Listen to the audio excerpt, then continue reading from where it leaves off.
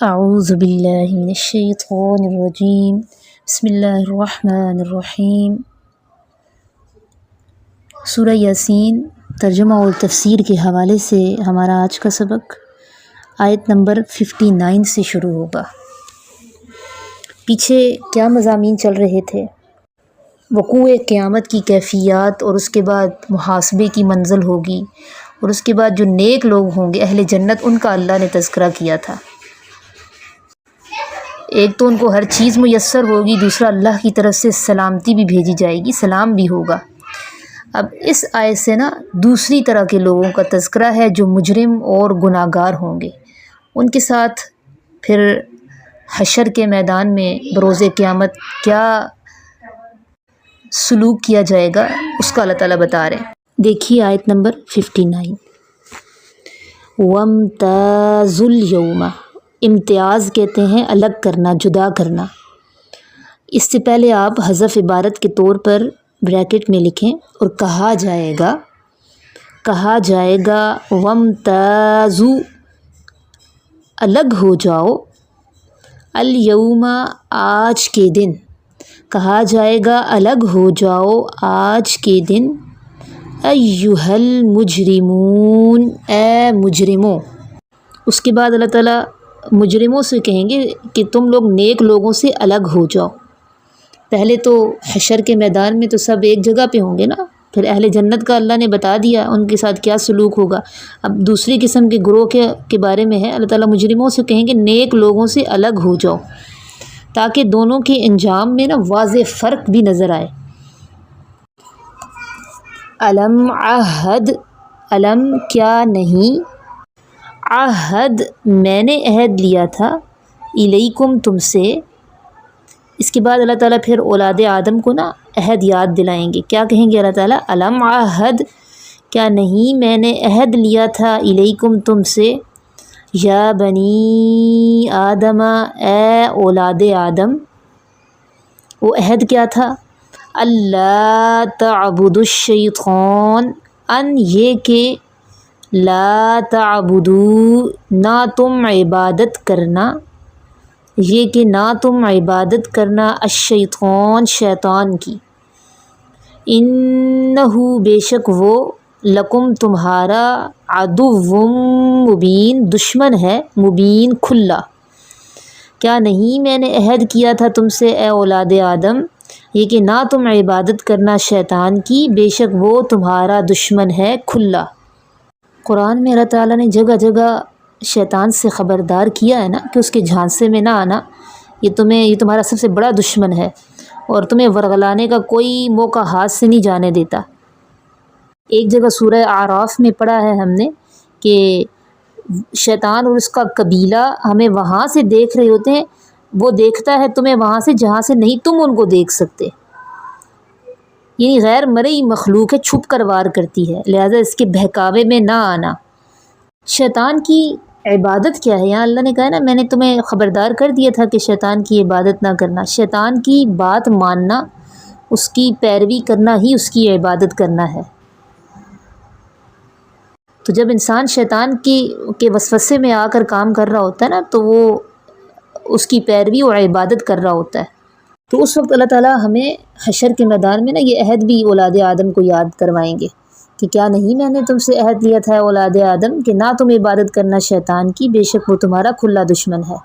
اگلی آیت دیکھیں، وَأَنِ اعْبُدُونِی، اور یہ کہ اعبدونی، تم عبادت کرنا، نی میری، اور یہ کہ تم عبادت کرنا میری، ھذا یہ صراط مستقیم، راستہ ہے سیدھا، یہ راستہ ہے سیدھا۔ یعنی اللہ تعالیٰ مزید پھر یہ بھی کہیں گے کہ میں نے یہ بھی تم سے عہد لیا تھا کہ میری اطاعت کرنا، کیونکہ یہی سیدھا راستہ ہے۔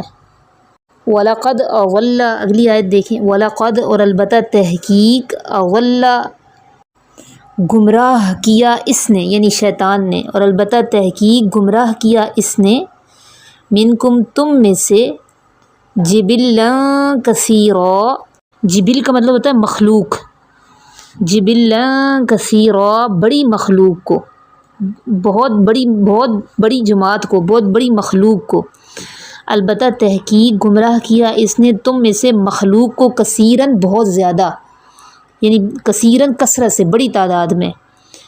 افلم تکونوا تعقلون، کیا پھر نہیں تکونوا تم تھے، تعقلون عقل سے کام لیتے، کیا پھر نہیں تم تھے عقل سے کام لیتے۔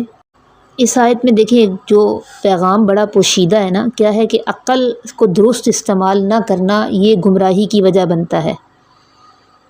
اللہ تعالیٰ نے بتا دیا نا، شیطان نے بہت سے لوگوں کو، بہت سی مخلوق کو گمراہ کر دیا، تو کیا تم عقل نہیں رکھتے تھے؟ اس سے پتہ چلتا ہے کہ ایمان کے ساتھ عقل کا درست استعمال اور غور و فکر بھی بہت ضروری ہے۔ پھر اللہ تعالیٰ مزید اولاد آدم سے مخاطب ہو کر کیا کہیں گے؟ ہاذہ، یہی ہے، یہ ہے۔ ہاذہ اس میں اشارہ ہوتا ہے، جیسے کوئی ہاتھ کے اشارے سے کہتا ہے نا یہ ہے۔ ہاذہ یہ ہے، جہنم وہ جہنم، التی جس کا تم تھے توعدون وعدہ کیے جاتے، یہ ہے وہ جہنم جس کا تم سے وعدہ کیا جاتا تھا، التی جس کا تم تھے توعدون وعدہ کیے جاتے، یعنی جس کا تم سے وعدہ کیا جاتا تھا، یہ ہے وہ جہنم جس کا تم سے وعدہ کیا جاتا تھا۔ قرآن میں اللہ نے بار بار خبردار کیا ہے نا، جہنم سے خبردار کیا ہے، جنت کا بھی اللہ نے نقشہ کھینچا ہے، تو یہ چیزیں جنت، یہ چیزیں کیوں ہیں؟ ترغیب اور ترہیب کے لیے ہیں۔ تو اللہ تعالیٰ اس دن بتائیں گے یہی وہ جہنم ہے جس سے میں تمہیں بار بار خبردار کرتا تھا۔ اسلوہا تم داخل ہو جاؤ، ہاں اس میں، الیوم آج کے دن، تم داخل ہو جاؤ اس جہنم میں آج کے دن، بما اس وجہ سے جو تم تھے تکفرون کفر کرتے، تم داخل ہو جاؤ اس میں آج کے دن اس وجہ سے جو تم کفر کرتے۔ اگلی آیت دیکھیں، الیوم آج کے دن، نختم ہم مہر لگا دیں گے، علی افواہہم ان کے منہوں پر، آج کے دن ہم مہر لگا دیں گے، نختم ختم کہتے ہیں مہر لگا دینا، سٹمپ لگا دیں گے، مہر لگا دیں گے، علی افواہہم ان کے منہوں پر، وتکلمنا اور باتیں کریں گے ہم سے، ایدیہم ہاتھ ان کے، وتشہد اور گواہی دیں گے، ارجلہم پاؤں ان کے، بما کانوا یکسبون ان کاموں کی وجہ سے جو تھے، یکسبون وہ کماتے۔ دیکھیں بعض لوگ جو ہوں گے نا، جب ان کا محاسبہ کیا جا رہا ہوگا، حساب لیا جا رہا ہوگا، تو وہ کہیں گے واللہ ربنا ما کننا مشرکین، اللہ کی قسم ہم تو دنیا میں رہ کر شرک کرتے ہی نہیں تھے۔ اللہ تعالیٰ ان پر فرشتوں کو بھی بطور گواہ پیش کریں گے، لیکن تب بھی وہ کہیں گے ہم اپنے وجود کے سوا کسی کو گواہ مانتے ہی نہیں ہیں۔ تو اس وقت پھر اللہ تعالیٰ فرمائے گا کہ ان کی زبان بند کر دی جائے اور ان کے جسم کے اعضاء، ہاتھ پاؤں ان کے خلاف گواہی دیں گے۔ کسی بھی اچھے یا برے کام کے کرنے میں سب سے زیادہ دخل ہاتھوں کا ہوتا ہے نا، تو ہاتھ بول کر کہیں گے کہ اس کے ساتھ اس نے ہمارے ساتھ اس نے برا کام کیا ہے، ہمارے ذریعے اس نے برا کام کیا ہے، اور پاؤں بھی گواہی دیں گے کہ ہمارے ساتھ چل کر یہ غلط جگہ پر گیا تھا، غلط مقام پر گیا تھا جہاں اس نے گناہ کیا۔ یہ بڑا حیران کن منظر ہوگا نا، اس لیے ہر انسان کو چاہیے کہ اپنے ہر عمل اور حرکت کی حفاظت کرے۔ اگلی آیت دیکھیں، وَلَوْ نَشَاءُ اگر ہم چاہتے لَتَمَسْنَا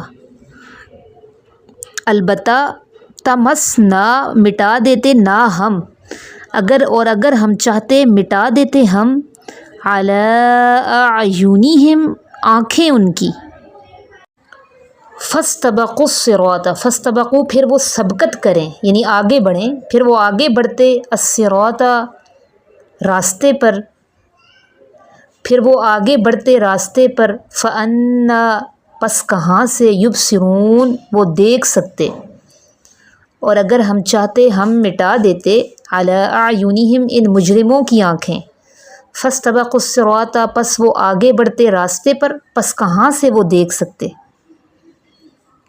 یعنی اللہ تعالیٰ اس بات پر قادر ہے دنیا میں کہ جس کو چاہے اس کو اسی وقت سزا دے دے۔ نافرمان جب گناہ کے کاموں کی طرف بڑھیں تو ان کی آنکھیں ضائع کر دے، پھر اس راستے کی طرف دوڑنا چاہیں تو انہیں کچھ نظر نہ آئے۔ ایسا کرنے پر اللہ تبارک و تعالیٰ قادر تھے، لیکن یہ جو دنیا میں ہمیں فوری پکڑ ہماری نہیں ہوتی نا، یہ اللہ کا ایک قانون ہے، قانون امہال۔ اس کی وجہ سے اللہ تعالیٰ ان بندوں کو مہلت دیتا ہے ایک وقت مقررہ تک۔ اللہ نے ہر چیز کا ایک وقت مقرر لکھا ہوا ہے، اس وقت تک اللہ بندوں کو مہلت دیتا ہے، فوراً نہیں پکڑتا۔ دیکھیں ورنہ اللہ تعالیٰ ایسا کرنے پر قادر ہیں۔ اور دیکھیں ماضی میں ایک قوم ایسی گزری ہے جن کی آنکھوں کو اللہ نے مٹا دیا تھا، ضائع کر دیا تھا۔ وہ قوم تھی حضرت لوط علیہ السلام کی۔ فرشتوں کو حکم ہوا تھا اپنا پر ہلاؤ، تو جب فرشتے نے اپنا پر مارا تھا فَتَمَسْنَا أَعْيُنَهُمْ، ان کی آنکھوں کو اللہ نے ضائع کر دیا تھا، سب بندے ہو گئے تھے۔ تو اللہ اس بات پر قادر ہے کہ مجرموں کو اندھا کر دے، لیکن اللہ ایسا کیوں نہیں کرتا؟ یہ اللہ کے قانون امہال کی وجہ سے ہے، اور اللہ کی قدرتوں کے سامنے ہم بے بس ہیں۔ اگلی آیت دیکھیں، وَلَوْ نَشَاءُ، اور اگر ہم چاہیں، لَمَسَخْنَاهُمْ، البتہ ہم مسخ کر دیں، مسخ کر دیں، عَلَى مَكَانَتِهِمْ، ہم مسخ کر دیں ہم ان کو، یعنی ان مجرموں کو۔ اور اگر ہم چاہیں البتہ ہم مسخ کر دیں ان مجرموں کو، عَلَى مَكَانَتِهِمْ، ان کی جگہوں پر۔ مسخ کرنا یعنی صورتیں ان کی مسخ کر دیں، یا پتھر کا بنا دیں، ان کو مسخ کر دیں۔ مسخ کرنے کا مطلب ہے انسان کا پتھر یا کسی جانور کی شکل میں تبدیل ہو جانا۔ تو اللہ اس بات پر بھی قادر ہے، البتہ ہم مسخ کر دیں ان کو، علی مکانتہم، ان کی جگہوں پر، فمستطاعوا، پھر نہیں وہ طاقت رکھیں گے، موضیًا، چلنے کی، پھر نہیں وہ طاقت رکھتے چلنے کی، ولا یرجعون، اور نہ وہ لوٹ سکتے، پھر نہیں وہ طاقت رکھتے چلنے کی، موضیًا، چلنے کی، ولا، اور نہ ہی یرجعون، وہ لوٹ سکتے، یعنی نہ آگے بڑھنے کی طاقت رکھتے نہ پیچھے لوٹ کر جا سکتے۔ یعنی اللہ تعالیٰ فرما رہے ہیں دیکھو میں دنیا میں نا اس بات پر بھی قادر تھا کہ اگر میں چاہتا تو مجرموں کی شکلیں مسخ کر دیتا، اور پچھلی قوموں میں ایسے واقعات ہوئے بھی ہیں۔ اللہ تعالیٰ نے بعض لوگوں کی شکلیں بندر اور خنزیر کی شکل میں مسخ کر دی تھی۔ اہل کتاب کے بارے میں ہے نا سورہ مائدہ میں، وَجَعَلَ مِنْهُمُ الْقِرَدَةَ وَالْخَنَازِيرَ، ان کی شکلوں کو اللہ نے بندروں اور خنزیروں کی شکلوں میں معاذ اللہ تبدیل کر دیا تھا۔ تو اللہ تعالیٰ فرماتے ہیں میں اس بات پر بھی قدرت رکھتا ہوں کہ جہاں بھی کھڑے ہیں یا بیٹھے ہیں ان مجرموں کی شکلیں وہیں مسخ کر دوں، پھر نہ وہ آگے چلنے کی طاقت رکھیں نہ واپس گھر جائیں، اتنی مہلت بھی نہ ان کو ملے کہ اگلی منزل تک پہنچ جائیں یا واپس گھر والوں کو بتا سکیں کہ ہم مبتلا عذاب ہو چکے ہیں۔ تو اس سے ایک تو ہمیں یہ پتہ چلتا ہے کہ دیکھیں دنیا میں جو اللہ نے مہلت رکھی ہے نا، یہ اللہ کی بہت بڑی رحمت ہے ہمارے لیے، تاکہ ہم توبہ کریں اور اپنی اصلاح کر سکیں۔ تو اس مہلت کا ہمیں فائدہ اٹھانا چاہیے اور توبہ کرنے میں، اصلاح کرنے میں دیر نہیں لگانی چاہیے۔ اچھا یہاں پہ انسان کے ذہن میں ایک اور سوال آتا ہے کہ پچھلی اقوام میں تو کچھ لوگ ایسے تھے جن کو پر مسخ کا عذاب آیا تھا، شکلیں مسخ ہوئی تھیں ان کی، تو کیا امت محمدیہ پر بھی ایسا عذاب آئے گا کہ شکلیں اللہ تعالیٰ بدل دے گا؟ کیا یہ ممکن ہے؟